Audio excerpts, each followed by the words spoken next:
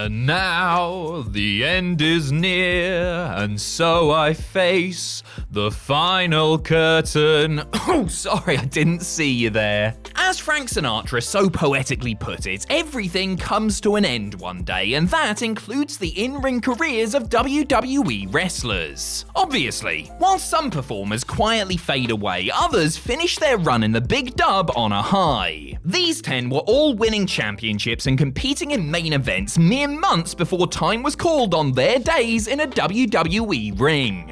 I'm Adam Pacitti from Cultaholic Wrestling, and these are the 10 best final years in WWE history. Join us. But first, if you needed the best protection possible, who would you turn to? Brock Lesnar? Omos? Maybe get Farouk and Bradshaw back out of retirement? No. If you want the best protection out there, then there is naught better than NordVPN. Cheers to Nord for sponsoring this video. We at Cultaholic truly believe that NordVPN is the best service of its kind. So here's how I use Nord. Obviously, I live in the United Kingdom, but with NordVPN I can set myself to be anywhere in the world virtually and access content from those regions. So this means if I fancied it, I could set myself to be somewhere else in the world virtually and sign up for a certain sports entertainment network for a fraction of the price. Or if I happen to live in the United States, I could sign up for that sports entertainment network even though it doesn't properly exist as it did before in the United States. You get what I mean. So you can get all of the premium live events, the weekly shows, the historical stuff, all of that for a fraction of the price. Oh, and it works for plenty of other on-demand services too. Wink. On top of that, it protects against password attacks, phishing, ransomware, malware, and much, much more. It's seriously an investment worth making, and you know what? There's even a 30-day money-back guarantee, so if Nord isn't for you, you can get your money back, no bother at all. So grab your exclusive NordVPN deal right now by going to nordvpn.com/cultaholic, link in the description below, to get a huge discount off your NordVPN plan, plus 4 additional months for free. Can't say fairer than that.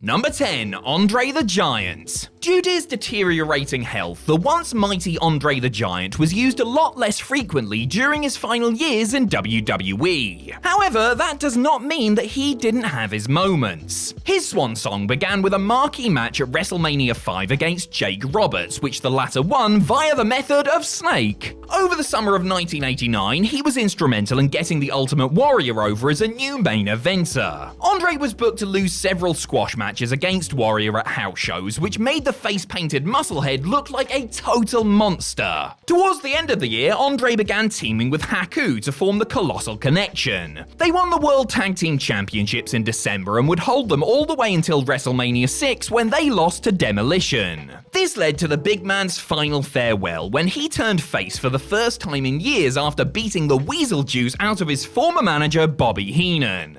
He then got on his little motorized cart and rode off into the sunset. Number 9, Rick Steiner. Okay, this one might be a little bit cheeky, seeing as how the Steiner brothers' original WWE run only lasted for about 2 years in total, but there is no denying how much they achieved in that time. After falling out with WCW, Scott and Rick Steiner jumped ship to the World Wrestling Federation in 1992. They stayed there until mid-1994, leaving after Vince McMahon apparently failed to follow through on promises he had made them. Doesn't sound like Vince at all. If we take their final year to mean between the summer of 1993 and summer of 1994, then the Steiners got a lot done. They appeared at the first ever King of the Ring pay-per-view, were part of the main event match at Survivor Series, and also won 2 sets of World Tag Team titles. Did one of those reigns end because Scott hit somebody with a hockey stick? Well, yes, but shush. Because Scotty came back to WWE in 2002, only this time with more chainmail and fewer full sentences,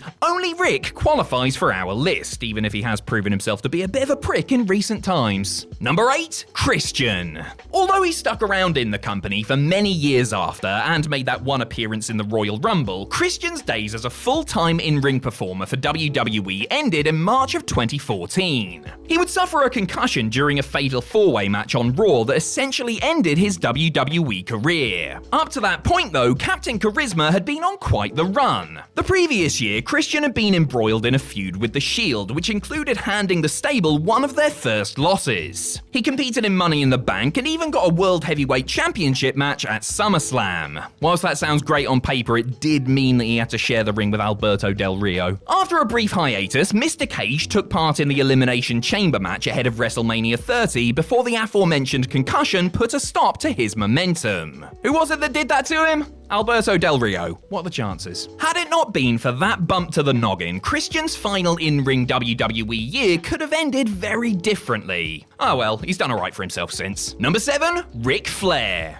He may have unretired about 400 times outside of WWE, but as it stands, Ric Flair's last match for the Fed was his exceptional battle with Shawn Michaels at WrestleMania 24. No, that KFC-sponsored match doesn't count, shut up. Flair's last run began under very strange circumstances, as he was actually teaming with Carlito at WrestleMania 23. After a brief feud between the two, Nate unsuccessfully challenged MVP for the United States Championship before taking a few months off to return in November 2007. And this is where his story gets really interesting, as Vince McMahon announced that the next singles match Flair lost would be his last. Cue 4 months of the dirtiest player in the game hanging on to his livelihood by any means necessary. He beat Randy Orton thanks to a distraction from Chris Jericho, bested Triple H via DQ, and survived a run-in with Umaga by getting the Samoan Bulldozer counted out. This amazing stretch was capped off by that all-time great HBK match, which stands up as one of the most emotional in Mania history. Number 6, JBL. At WrestleMania 25, JBL lost his match and the Intercontinental Championship to Rey Mysterio in just 21 seconds. The Texan then promptly quit the company in front of God and everyone. But how will he make ends meet? Oh yeah, with his stock market millions. You might be wondering why a final year that ended this way has been included on this list. Well, before this Nightmare Night, Bradshaw was in fantastic form. At Mania 24, he had a great opening bout with Finlay, which included chucking a trash can directly into Hornswoggle's entire body. He fought for the WWE Championship at Backlash, beat John Cena at the Great American Bash, challenged CM Punk for the World Heavyweight Championship at SummerSlam, and then had a brief but memorable rivalry with Shawn Michaels in early 2009.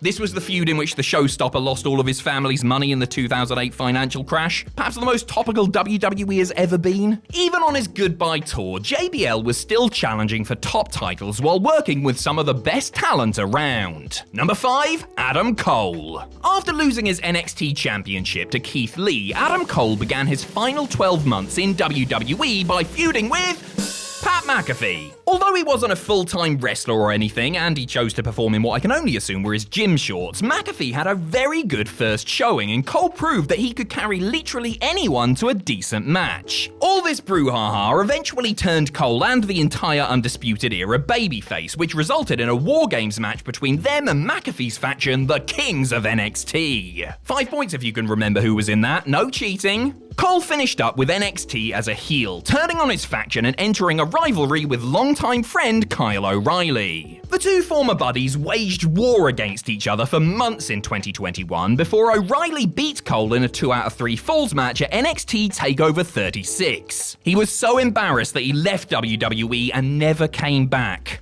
Yep, that's why he left. Not because he was told to shave his head, change his name, and become a manager. Number 4, Daniel Bryan. The man currently known as Bryan Danielson almost had his WWE career ended back in 2016. However, thanks to modern science and Bryan being a wonderful freak of nature, he was able to come back and round things off in 2021 instead. After a really fun match with Sami Zayn at WrestleMania 36, Bryan would go on to compete in that weird corporate Money in the Bank match where he and AJ Styles ended up having a fight in Vince McMahon's office. He then feuded with AJ over the vacant Intercontinental Championship before returning at the end of the year to set the scene for a showdown with Roman Reigns. Bryan lost to the Tribal Chief at both Elimination Chamber and Fastlane, but found his way into the main event of WrestleMania 37 where he and Edge both challenged for the Universal title.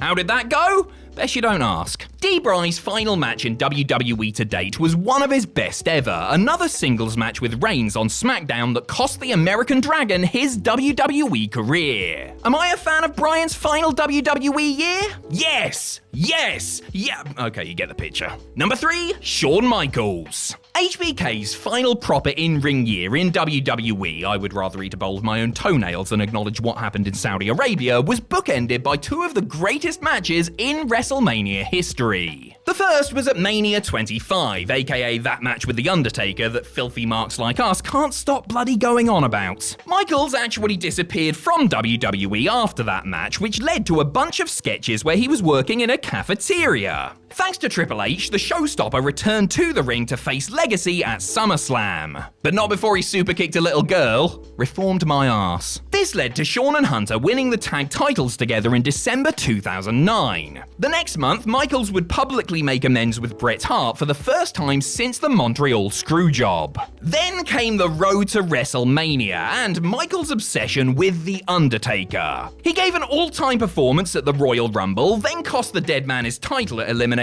Chamber before losing a career versus streak match at Mania 26. Sure, he may have assaulted a child, but even that doesn't stop HBK's final WWE year from being epic. Number 2, CM Punk. It turns out the great way to have an amazing final year in WWE is to leave on your own terms without telling anyone. Though he wasn't the tippity-top guy he wanted to be, CM Punk was still a major player in the company before his infamous walkout in January of 2014. He had been WWE Champion the previous year before losing it to The Rock at Royal Rumble 2013. He would go on to feud with The Undertaker, culminating at WrestleMania 29 in what was probably the last great match Taker had at the Show of Shows. Punk would feud with his ex-manager Paul Heyman over the summer, leading to the excellent Beast vs. Best match against Brock Lesnar at SummerSlam. Sure, this also led to matches against Curtis Axel and Ryback, but swings and roundabouts, eh? The straight-edge superstar would work with the Wyatt family and later the Shield before spending almost 50 minutes in the 2014 Rumble. After that, well, you know what happened. Whilst HBK's farewell tour might have had higher highs, Punk was around way more consistently and had just as many high-profile matches before he said goodbye to Vince McMahon and company. Number 1, Eddie Guerrero.